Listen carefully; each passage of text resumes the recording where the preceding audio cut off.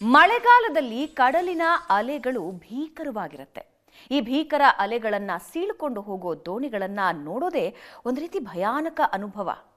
ದೋಣಿಯಲ್ಲಿ ಸಾಗಿ ಕಡಲ ನಡುವಲ್ಲಿ ಬಲೆ ಬೀಸಿ ಮೀನು ಹಿಡಿದು ಬದುಕೋದೇ ದೊಡ್ಡ ಸಾಹಸ. ಇದರ ಬಗೆಗಿನ ಒಂದು ಇಂಟ್ರೆಸ್ಟಿಂಗ್ ಸ್ಟೋರಿ ಇಲ್ಲಿದೆ ನೋಡಿ. ಹೋಯ್ ಇಲ್ಕಾಣಿ, ನಾವು ಯಾರೆಂದು ಗೊತ್ತುಂಟಲ್ಲ, ನಾವು ಮರ್ರೆ ಕಡಲ್ ಮಕ್ಕಳು. ಈ ಕಡಲ ಮಕ್ಕಳ ಸಾಹಸ ಅಂದ್ರೆ ಯಾರಿಗೇನ್ ಕಮ್ಮಿ? ಯಾಕಂದ್ರೆ ಭಯಾನಕ ಅಲೆಗಳನ್ನ ಸೀಳಿ ನುಗ್ಗುವ ಎಂಟೆದೆ ಬಂಟ್ರು. ಇವರ ಬದುಕೇ ಹಾಗೆ, ನಿತ್ಯವೂ ಸರ್ಕಸ್ದಂತೆ. ಆದ್ರೆ ಹೊಟ್ಟೆಪಾಡಿಗಾಗಿ ಕಡಲ ಮಕ್ಕಳು ಸಮುದ್ರ ಅಲೆಗಳ ಮೇಲೆ ದುಸ್ಸಾಹಸವನ್ನ ಮಾಡ್ತಾರೆ. ಈಗಾಗಲೇ ಕರಾವಳಿ ಭಾಗದಲ್ಲಿ ಸಾಂಪ್ರದಾಯಿಕ ಮೀನುಗಾರಿಕೆ ಆರಂಭವಾಗಿದೆ. ನಾಡದೋಣಿಗಳು ಕಡಲು ಸೀಳಿ ಮೀನು ತಂದ್ರೆ ಮತ್ಸ್ಯಪ್ರಿಯರು ಫುಲ್ ಖುಷಿಯಾಗ್ತಾರೆ. ಜೀವವನ್ನೇ ಪಣಕ್ಕಿಟ್ಟು ನಾಡದೋಣಿಗಳಲ್ಲಿ ಬಗೆ ಬಗೆಯ ಮೀನುಗಳನ್ನ ಹೊತ್ತು ತರ್ತಾರೆ. ಕಡಲು ಯಾವತ್ತೂ ಅನಿರೀಕ್ಷಿತತೆಗಳ ಆಗರ, ಕಡಲಿನ ಅಲೆಗಳ ನಡೆಯೂ ಕೂಡ ನಿಗೂಢ.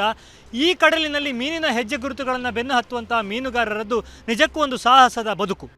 ಭೀಕರ ಅಲೆಗಳ ಮಧ್ಯೆ ಬಲೆ ಬೀಸಿ ಮೀನು ಹಿಡಿಯುತ್ತಾರೆ. ತಾಜಾ ಮೀನುಗಳು ಬಲೆಗೆ ಬಿದ್ದರೆ ದಡ ಸೇರಿಸ್ತಾರೆ. ಬೇಸಿಗೆ ಕಾಲದಲ್ಲಿ ದೊಡ್ಡ ದೊಡ್ಡ ಬೋಟುಗಳಲ್ಲಿ ದುಡಿಯುವ ಕಾರ್ಮಿಕರು ಮಳೆಗಾಲದಲ್ಲಿ ರಜೆ ಮಾಡದೆ ಜೀವಪಣಕ್ಕಿಟ್ಟು ಸಾಹಸವನ್ನ ಮಾಡ್ತಾರೆ. ಬೈಗೆ, ಚೆರು, ನಂಗ್, ಕಲರ್, ಅಡೆಮೀನು ಮೀನುಗಳ ಜೊತೆ ಸೀಗಡಿ ಮೀನುಗಳು ಸಿಕ್ಕರೆ ಮೀನುಗಾರರಿಗಂತೂ ಬಂಪರ್. ಹೋಗುವಾಗ ನಾವು ಮೊದಲು ಮಳೆಯನ್ನು ಅವಲಂಬಿಸ್ತಿರ್ತೇವೆ. ಮಳೆ ಅಂದರೆ ಜೋರಾಗಿ ಮಳೆ ಬಂದರೆ ಈ ಸಿಹಿ ನೀರು ಹೊಳೆಯಲ್ಲಿ ಹೊರಗೆ ಹೋದರೆ ಚಟ್ಲಿ ಎಲ್ಲ ಬರ್ತದೆ, ಅದನ್ನು ಅವಲಂಬಿಸ್ತಿರ್ತೇವೆ. ಮತ್ತು ಗಾಳಿಯ ವಾತಾವರಣವನ್ನು, ತೆಂಕ್ಲೈ ಗಾಳಿ ಎಲ್ಲ ಬಂದರೆ ತೂಫಾನಾಗಿರ್ತದೆ, ಬಡಾಯಿ ಗಾಳಿ ಬಂದರೆ ಅಷ್ಟು ತೂಫಾನ ಇರೋದಿಲ್ಲ. ಮತ್ತು ನಮಗೊಂದು ಕರಕದ ಗಾಳಿ ಅಂತ ಉಂಟು, ಈ ಸೈಡ್ ಬರುವಂಥ, ಅದು ಬಂದರೆ ಕಡಲು ಸಮಾಧಾನ ಆಗ್ತದೆ, ಹಾಗೆಲ್ಲ ಇರ್ತದೆ. ಸಮುದ್ರದ ಆಳದಿಂದ ತಂದ ಬಗೆ ಬಗೆಯ ಮೀನು ನೋಡಿ ಮತ್ಸ್ಯಪ್ರಿಯರು ಫುಲ್ ಖುಷಿಯಾಗ್ತಾರೆ. ಆದರೆ ಮೀನುಗಾರರ ದುಡಿಮೆ ಮಾತ್ರ ನಿತ್ಯವೂ ಜೀವಕ್ಕೆ ಅಪಾಯ ತಂದೊಡ್ಡುವ ಸಾಹಸ.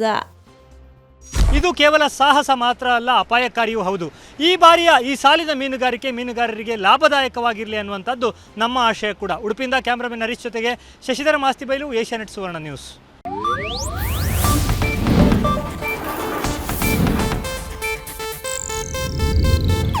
ಇದು ಏಷ್ಯಾನೆಟ್ ನ್ಯೂಸ್ ನೆಟ್ವರ್ಕ್ ಪ್ರಸ್ತುತಿ.